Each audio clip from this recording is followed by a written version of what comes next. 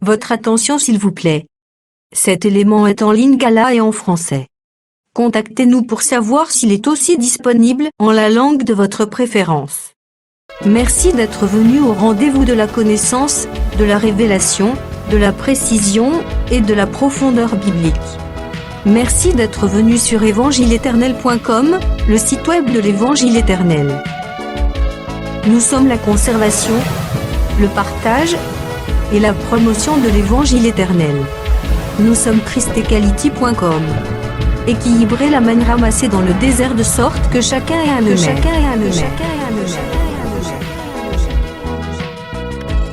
Pour nous encourager à continuer à vous servir, nous ne vous demandons pas grand-chose, sinon de souscrire à l'une de nos YouTube channels qui correspond à votre version linguistique. Souscrivez s'il vous plaît. La rubrique Pasteur et thème. présente. Aujourd'hui, L'homme de Dieu, l'évangéliste Jethro Mbaya, ministre de l'Évangile éternel. Recherchez-vous les enseignements de l'évangéliste Jethro Mbaya? Allez sur christequality.com ou sur évangiletournel.com/jethrombaya.html. Les enseignements sont disponibles en texte, audio et vidéo. Bonne édification au nom de notre commun Seigneur et Dieu Jésus-Christ. Amen. Le Seigneur me convainc de parler sur autre chose. Alors, j'aime être conduit par l'Esprit. Parfois, on ne comprend pas Dieu. Parfois, Dieu n'est pas obligé de nous expliquer tout. Mais dans la suite, nous allons comprendre pourquoi il veut que nous puissions aller de telle ou telle manière. Alors, nous allons parler sur les sacrifices. Je ne sais pas pourquoi le Seigneur a insisté que je puisse en parler. C'est un message que j'ai parlé il y a un peu de temps hier. Mais cet après-midi, on me disait que la parole de Dieu n'est pas pour une église locale, mais c'est pour l'église corps. Le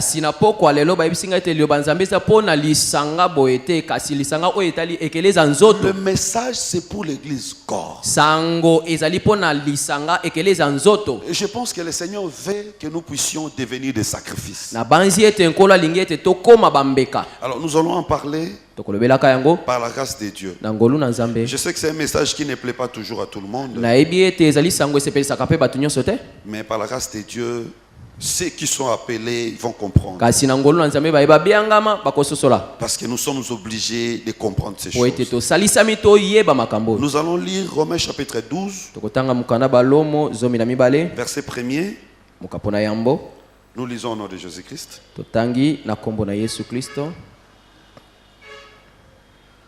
Je vous exhorte donc, frères, par les compassions de Dieu, à offrir vos corps comme un sacrifice saint,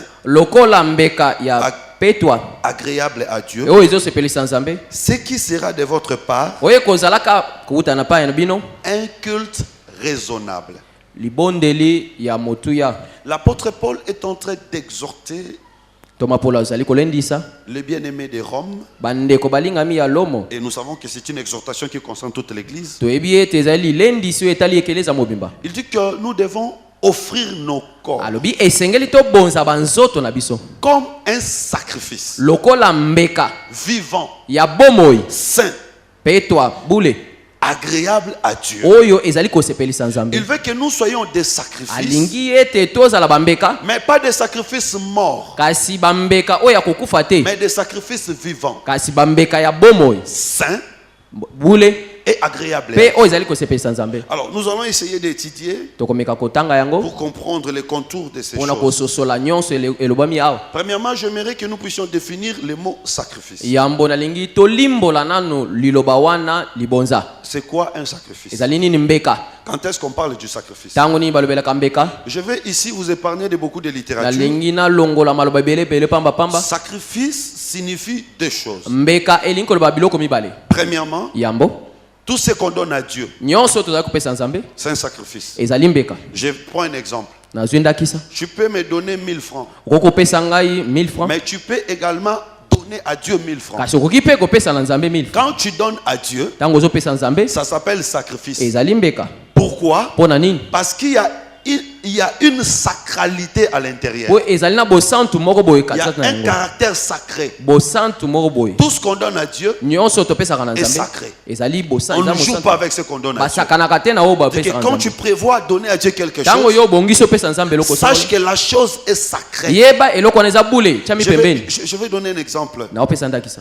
Je me dis, mon premier salaire, je donnerai à Dieu. Ou je me dis, si je vends ma parcelle, la moitié de l'argent, je donnerai à Dieu. Sache que même si la parcelle n'est pas encore vendue, l'argent de cette parcelle-là, la moitié est devenu sacré. Tu peux jouer avec l'autre moitié, mais ce que tu avais décidé de donner à Dieu est devenu sacré. Je sors de la maison. J'ai 5000 francs dans ma poche. J'ai dit, je vais offrir 3000. 2000 c'est pour le transport. Sache que les 3000 là est devenu sacré. Même si ce sont des francs congolais. Mais puisque c'est quelque chose qu'on donne à Dieu, ça devient sacré. Alors ce sont des choses que je vais expliquer tout au long de notre marche. Ça c'est la première définition. Sacrifice, c'est tout ce qu'on donne à Dieu. Ça s'appelle sacrifice. Pourquoi sacrifice? Parce qu'il y a un caractère sacré à l'intérieur. Deuxième définition, le sacrifice c'est aussi une privation. Je me prive de manger. Je me prive de dormir. C'est-à-dire que j'ai la capacité de le faire, mais je me prive pour intérêt d'une autre personne. Je me prive d'acheter les habits pour faire étudier mes enfants. C'est un sacrifice. Je me prive de faire de luxure pour construire une maison. C'est un sacrifice. Alors, par rapport à la parole de Dieu, je me prive de manger pour chercher la face de Dieu. C'est un sacrifice. Je me prive de m'habiller pour contribuer à la construction de l'église. C'est un sacrifice. Je me prive de dormir pour prier, c'est un sacrifice. Donc quand Paul dit offrez vos corps comme un sacrifice, il fait allusion à ces deux définitions. Que nous sachions donner à Dieu et que nous sachions nous priver pour Dieu. Maintenant ici il dit que nos corps soient des sacrifices vivants. C'est-à-dire sacrifiés, mais pas morts. Que Dieu vous bénisse. Bien aimé, notre Dieu ne nous demande jamais de faire des choses que lui-même n'a jamais fait. Avant qu'il nous demande de faire quelque chose, rassurez-vous, lui-même l'a déjà fait. Si le Seigneur veut que nous soyons des sacrifices, si le Seigneur veut que nous puissions nous sacrifier, c'est parce que lui-même s'est sacrifié. Et je vous dis, mes bien-aimés, aucun succès, aucune réussite n'est fruit d'hasard. Tout succès, toute réussite est fruit d'un sacrifice. Même le païen, pour réussir, il se sacrifie. Et nous les enfants de Dieu, nous devons savoir que la facilité dans la vie n'existe pas. Même dans la marche avec Dieu, ne pense pas que tu réussiras avec facilité. Sans sacrifice, il n'y aura pas de réussite. C'est ainsi que la Bible parle. Dans Philippiens chapitre 2, verset 5, vous descendez vers le bas. L'apôtre dit, ayez en vous Les sentiments qui étaient en Jésus. Lui qui était en forme de Dieu. Il n'a pas regardé cela comme proie arrachée. Il s'est humilié, prenant la forme d'un homme, devenant semblable à l'homme, jusqu'à la mort, même la mort de la croix. C'est pourquoi Dieu l'a souverainement élevé. Quand on dit c'est pourquoi, c'est-à-dire que son élévation n'est pas fruit d'hasard. Son élévation vient du sacrifice qu'il avait fait. Si Jésus ne s'était pas sacrifié, on n'allait pas parler de Jésus aujourd'hui. Si nous parlons de Jésus aujourd'hui, c'est parce qu'il avait accepté de se sacrifier. Et ici vous comprenez que le sacrifice de Jésus, c'est la privation. C'est-à-dire il est Dieu, il a la capacité de régner, mais il se prive. Voilà pourquoi il est élevé. Donc si on acclame Jésus, si on loue Jésus, ce n'est pas pour rien. C'est parce que Jésus s'est donné, s'est sacrifié. Voilà pourquoi je dis, aucun homme n'est comparable à Jésus. Aucun prophète n'est comparable à Jésus. Parce qu'aucun sacrifice ne peut s'égaler au sacrifice de la croix de Golgotha. La grandeur de son élévation est conforme à la grandeur de son sacrifice. Je vous dis la vérité. Peu importe le nom de ces prophètes-là, qu'il soit Mahomet, qu'il soit Bouddha, qui qu'il soit, dans leur religion, on parle de Jésus. On dit peut-être qu'il est prophète. On dit peut-être qu'il est ceci. Mais on parle de Jésus. Même chez les Maïkari, même chez les francs-maçons, ils connaissent Jésus. Ils parlent de Jésus. Mais dans la Bible, on ne parle pas de tous ces gens-là. Pour dire que Jésus est plus que tous ces gens-là. Et je vous dis, même les païens se réfèrent à Jésus. Même les professeurs athées, quand ils enseignent l'histoire, ils vont dire 530 avant Jésus-Christ. Même s'ils ne croient pas en Jésus, mais le signe du temps, la référence du temps, c'est Jésus. Il est devenu référence. Même pour les païens, même pour ceux qui ne croient pas en lui. Alléluia. C'est que le sacrifice est capable de faire d'une personne référence. Oh bien aimé, que le Seigneur te bénisse. Que le Seigneur te bénisse. Le sacrifice peut faire parler de toi, même dans des endroits où tu n'as jamais été. Jésus n'a jamais été au Congo, mais tout Congolais connaît Jésus. Pourquoi? Parce qu'il avait accepté de se sacrifier.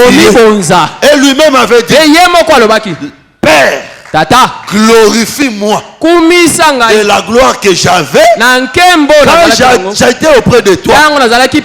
Il dit encore, quand le Fils de l'homme sera élevé.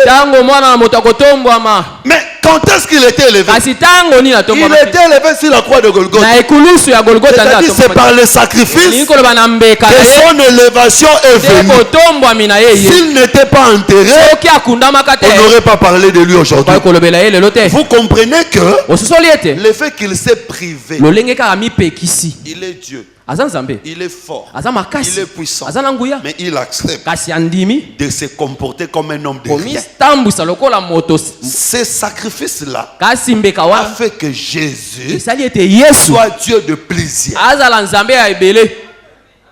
C'est ainsi que puisque lui il avait fait, il nous invite également à faire des sacrifices. Je vais vous donner un autre exemple avant d'avancer. Abraham descend en Égypte. Il arrive en Égypte. Il avait un problème, il avait faim. Il n'avait pas la nourriture. Mais arrivé en Égypte, Abraham comprend que Si je ne fais pas un sacrifice, je vais mourir. Pour que je vive, il faut que je fasse un sacrifice. Quel est le sacrifice qu'Abraham fera? Il va livrer sa femme. Attention, je vais interpréter. C'est lui qui trouve une femme, trouve le bonheur. C'est-à-dire, donner la femme, c'est donner le bonheur. Abraham a pris son bonheur. Abraham a pris sa joie. Il donne. C'était pas facile. Mais par après, Abraham va récupérer ce qu'il avait donné. Et la Bible montre qu'il récupère avec cet objet, cet élément. Des bœufs, des ânesses, des brebis, des serviteurs. Si tu comptes là 7 choses. Non, mais je dis ici que c'était l'image de Dieu lui-même. Parce que Canaan, c'est le ciel. Quitter Canaan, venir sur la terre, c'est Dieu qui quitte le ciel, qui descend sur la terre. Quand il vient, il doit prendre la femme, donner. Or, vous savez que la femme, c'est le corps. L'homme, c'est l'esprit. Amen. Et puis, dans toutes circonstances, c'est toujours la femme qui tombe. L'homme ne tombe pas. Et si une femme et un homme tombent, vérifiez bien. La faute, c'est toujours à la femme. Je suis dans la Bible. Moïse monte.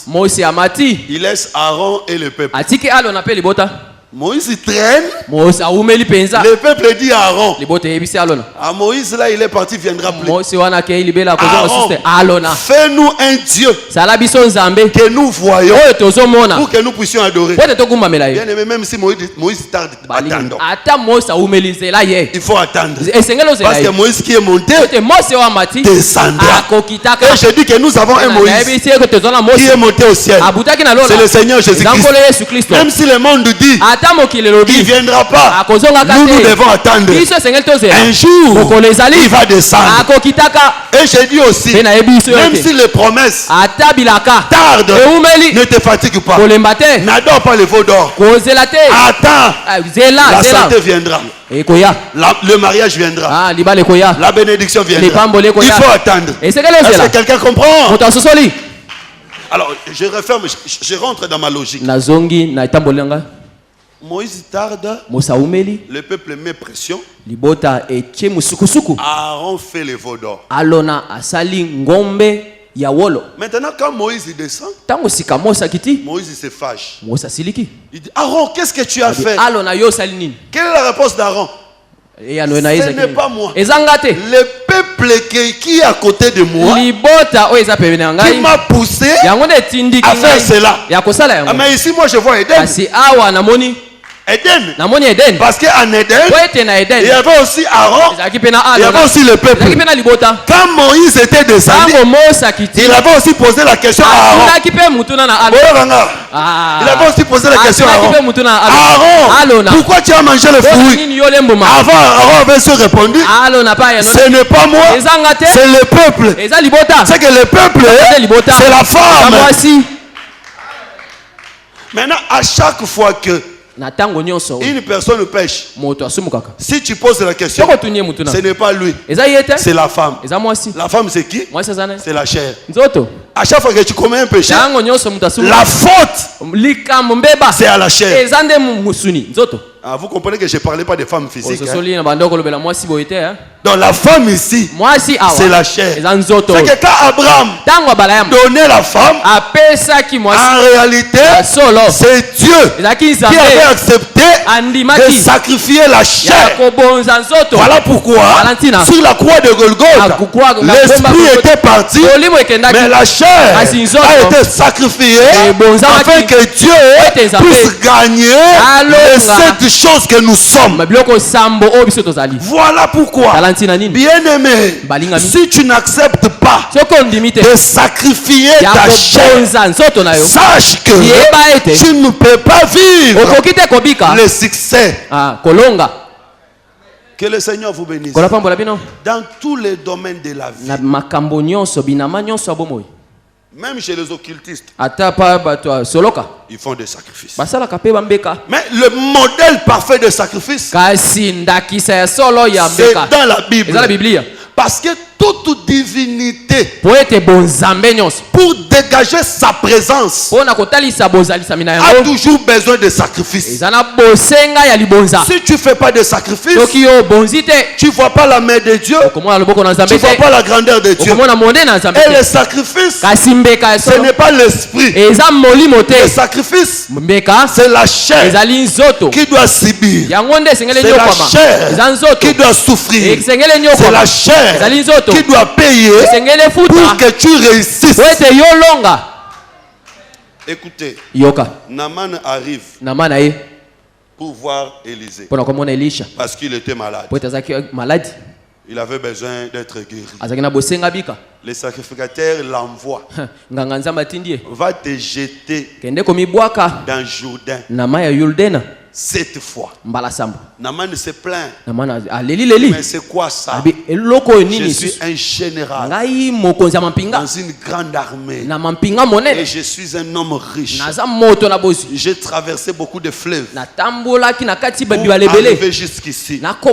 Il m'envoie à Jourdain. Le fleuve Parpar et les autres fleuves de la Syrie. Ne valent-ils pas mieux que le Jourdain? Les serviteurs de Naaman ont dit, chef, bon, nous sommes déjà arrivés ici. Qu'est-ce que nous allons perdre si tu te jettes seulement au lieu que nous puissions encore rentrer?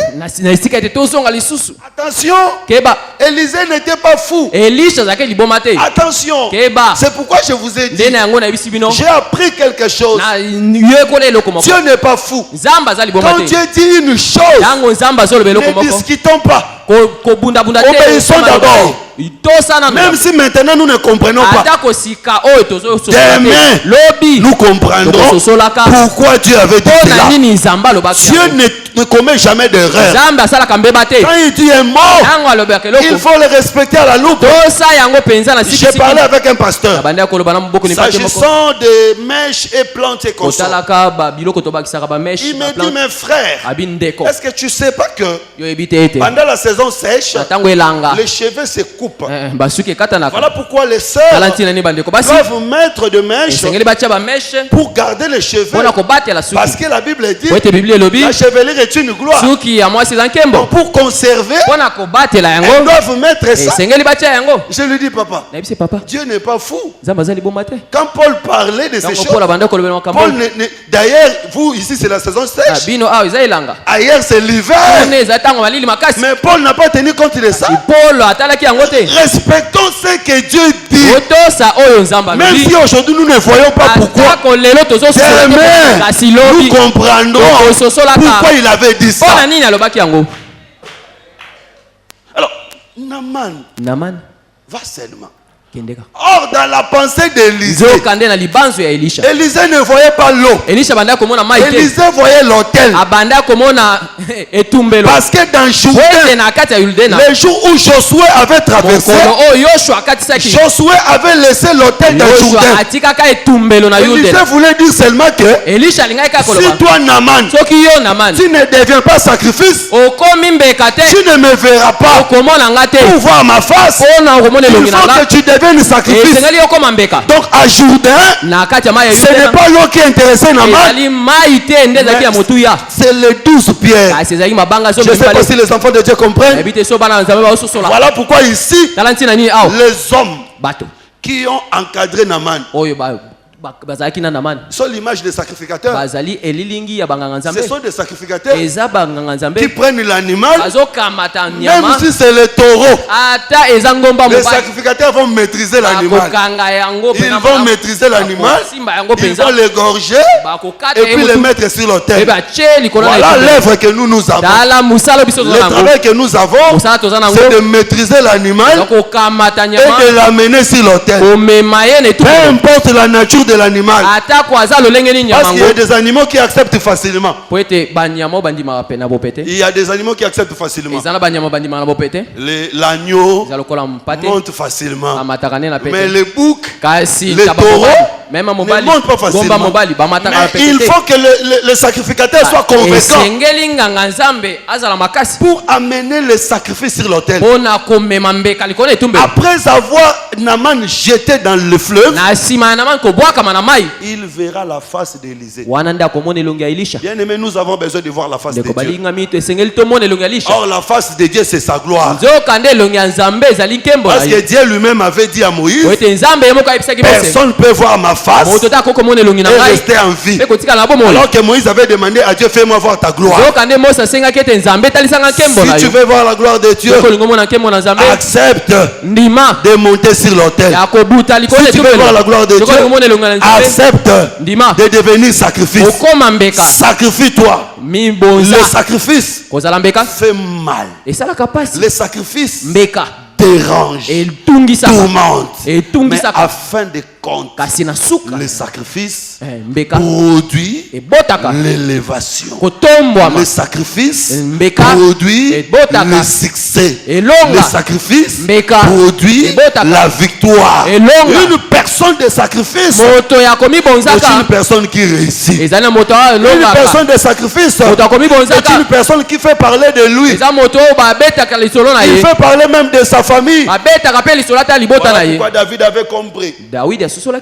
Avant d'affronter Goliath, il faut qu'il s'habille à la manière des bergers. Il y avait les vêtements royaux que David refuse. Ça, c'est une privation. Bien aimé, si tu patron à vie, tu ne vas rien faire. Si tu veux tous les jours regarder ta poche, regardez ton congélateur, regardez ton lit, regardez ta femme ou ton mari, tu ne vas rien faire. Il faut parfois refuser les vêtements royaux. C'est à toi. Tu vas les porter. Il y a un temps où tu vas les porter. Mais pour une cause, refuse d'abord cette nourriture-là. Refuse d'abord ce lit-là. Refuse d'abord cet habit-là. Accepte de dormir par terre pendant un mois pour chercher Dieu. Je quitte ma maison, je viens à l'église, je reste là pendant un mois pour chercher Dieu. Même si ce n'est pas clôturé, je m'en fous. S'ils vont venir me tuer, qu'ils viennent me tuer au lieu du culte. Je suis là, je cherche Dieu. Vous savez, aujourd'hui, la vie des apôtres, nous ne l'avons plus. La Bible dit ils étaient assidus dans le temple. Aujourd'hui, si tu viens ici à 12h, tu penseras peut-être que les gens ne se réunissent pas ici. Non, c'est notre lieu de culte. À un certain moment, même quand il n'y a pas culte, je suis là. Je viens. Si je n'ai rien à faire à la maison, je viens ici. C'est notre lieu de culte. Je viens méditer. Je viens prier. Nous devons aussi être assidus dans notre lieu de culte. Et ce sacrifice produit. David a accepté. Ces vêtements-là l'appartenaient. Mais il devait d'abord regarder, s'abaisser d'abord. Parfois tu acceptes de ne pas manger. Parfois tu acceptes de laisser des aliments délicats. Parfois tu acceptes de te priver de ceci, de cela. La vie de sacrifice ouvre des portes. Que le Seigneur vous bénisse. Voilà pourquoi je vais maintenant avancer. Je vais avancer. Si nous lisons Genèse chapitre 18, verset 27, Abraham intercède pour Lot. Écoute ce qu'Abraham dit. Abraham reprit et dit, voici j'ose parler au Seigneur. Moi qui ne suis que poudre et cendre. Abraham dit, je ne suis que poudre et cendre. Comment Abraham peut dire qu'il est poudre et cendre alors qu'Abraham était une personne qui marchait. Bien aimé, on ne peut jamais parler de la cendre s'il n'y a pas le feu. Si on dit cendre, c'est que c'est quelque chose qui était brûlé. C'est pourquoi il y a la cendre. Donc quand Abraham dit que je suis poudre et cendre, Abraham veut dire que je suis un sacrifice déjà consumé.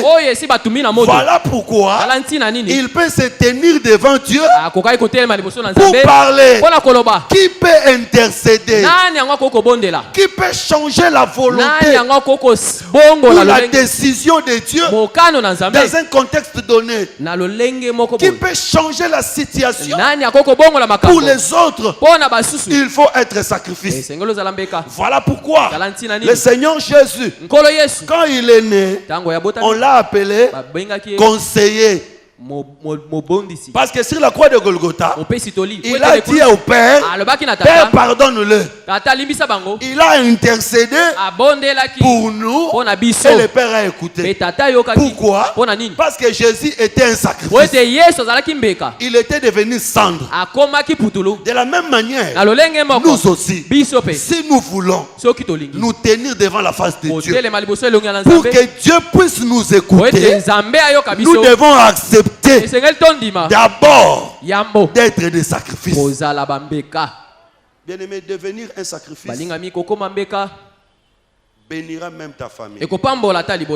Bénira même ton église. Parce que tu seras quelqu'un que Dieu écoute. Aujourd'hui, nous avons des serviteurs que Dieu n'écoute pas. Un fidèle qui prie pour son problème, il n'a pas la solution. Il dit, bon, je vais quand même aller chez le pasteur pour que l'homme de Dieu prie pour moi. J'aurai la solution. Mais c'est la même chose qui continue. Pourquoi?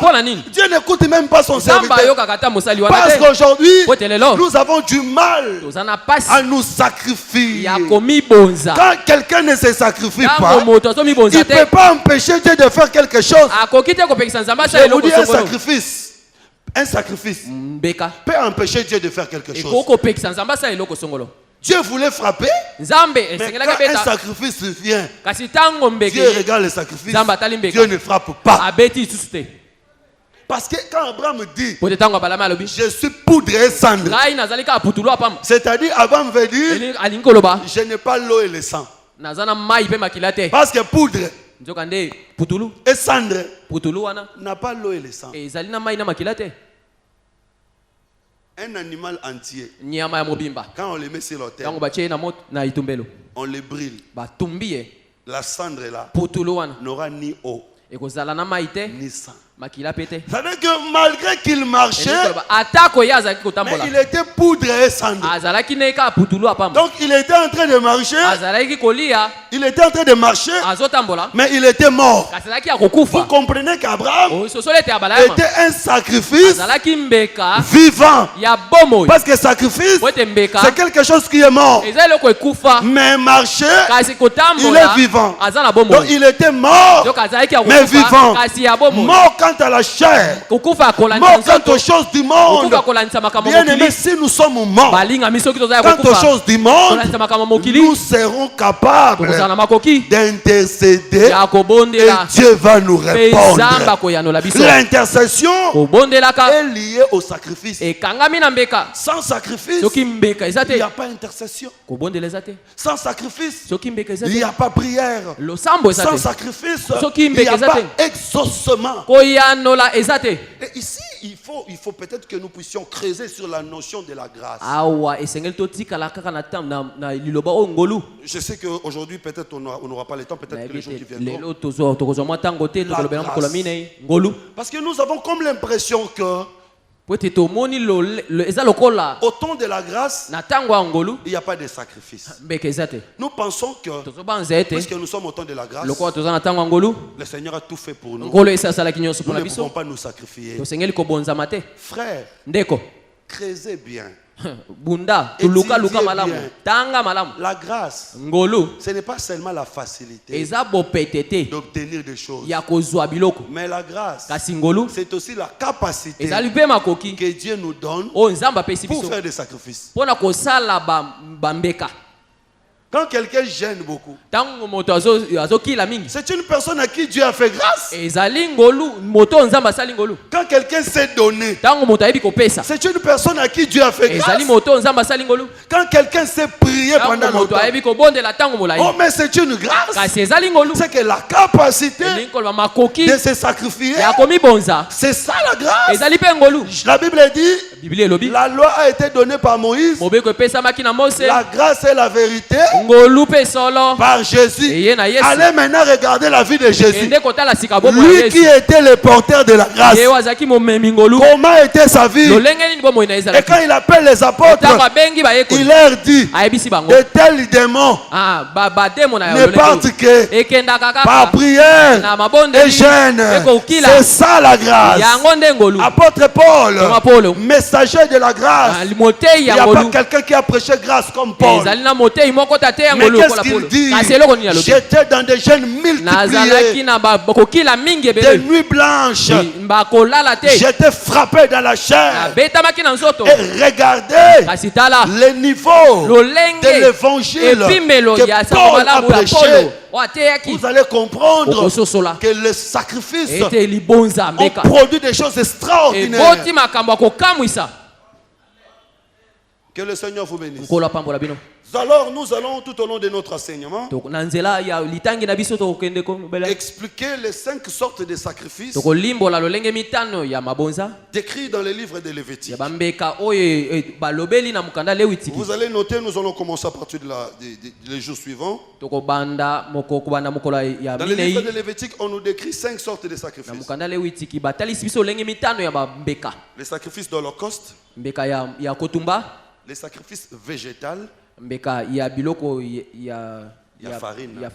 Voilà. Les sacrifices d'action de grâce, les sacrifices d'expiation et les sacrifices de culpabilité.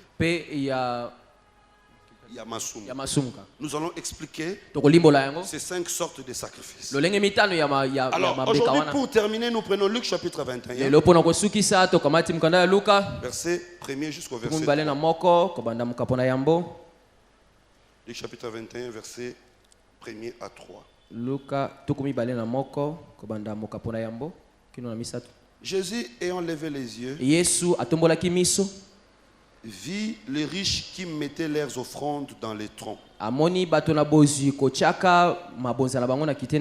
Il vit aussi une pauvre veuve qui mettait des petites pièces. Jésus dit, je vous l'ai dit en vérité, cette pauvre veuve a mis plus que tous les autres. C'est de l'air superflu que tous ceux-là ont mis des offrandes dans les troncs. Mais elle a mis de son nécessaire tout ce qu'elle avait pour vivre. Des personnes ont donné des sacrifices, des offrandes, mais il y avait également une pauvre veuve qui donne. La pauvre veuve donne 2 petites pièces. Alors le Seigneur dit que cette veuve a donné plus que tous les autres. Pourquoi? Parce qu'elle a donné tout ce qui était nécessaire pour elle, pour qu'elle vive. Non. C'est-à-dire que cette femme était morte.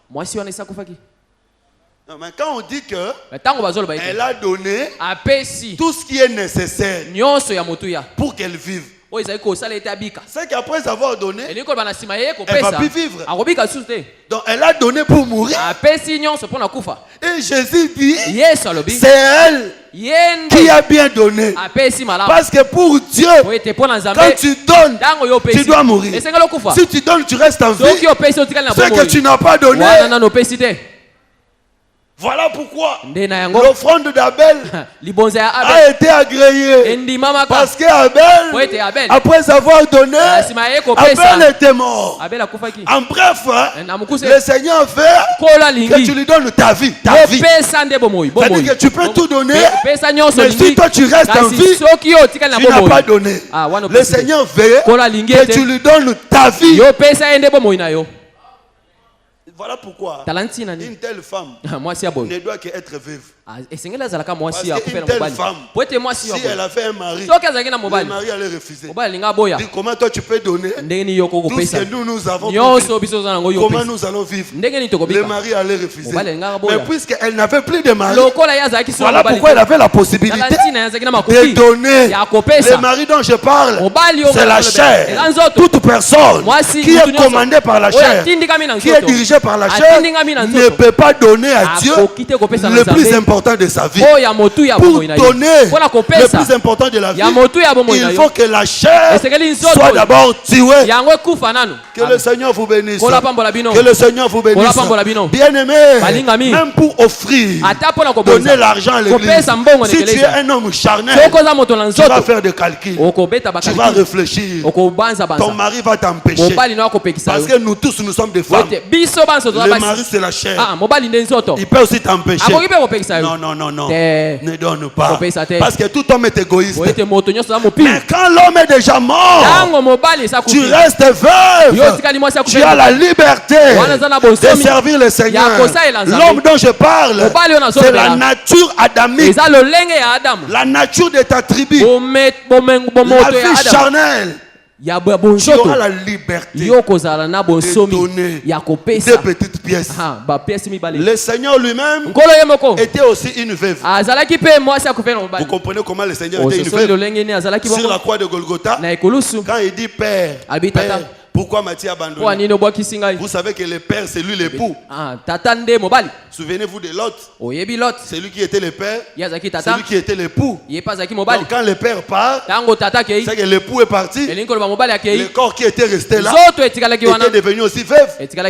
Voilà pourquoi son sacrifice a été accepté. Je te dis, mon frère, ma soeur, toi aussi, tu dois devenir un sacrifice que Dieu accepte. Pour cela, il faut commencer d'abord par enlever la nature adamique, la nature rationnelle. Parce que selon le monde, c'est une folie de jeûner pendant 3 jours. Adam va t'empêcher. La nature adamique va t'empêcher. La nature adamique va te rappeler que tu vas tomber malade. Qu'est-ce que tu veux? Qu'est-ce que tu cherches? Ça c'est l'homme. Et si l'homme est toujours vivant, tu ne le feras pas. Mais si l'homme meurt, tu auras la liberté de faire des sacrifices. Voilà pourquoi le Seigneur, comme le véritable Élie, ne pouvait entrer que dans la maison d'une veuve. Et Élisée, quand il vient, Élisée va entrer dans la maison d'une femme dont le mari est déjà fatigué.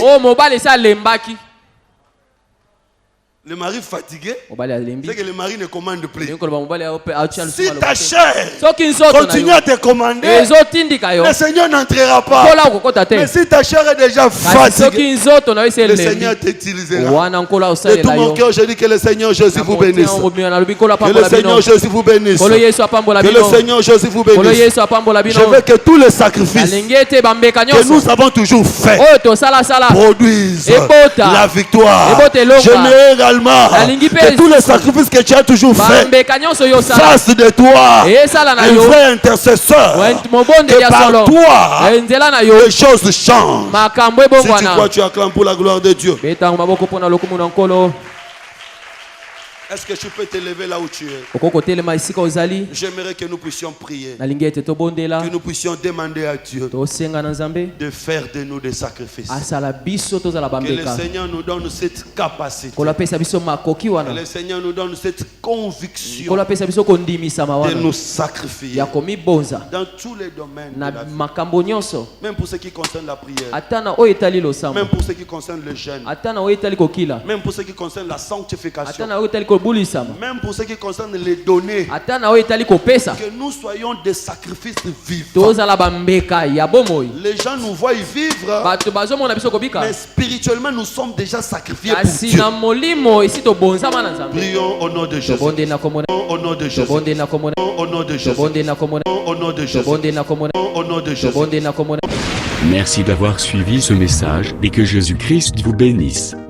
Si vous avez une question à l'intention de l'homme de Dieu, si vous voulez que l'homme de Dieu prie pour vous, si vous voulez vous confier à l'homme de Dieu, ou si vous voulez tout simplement bénir l'homme de Dieu, contactez-le directement si ses coordonnées sont disponibles depuis sa page.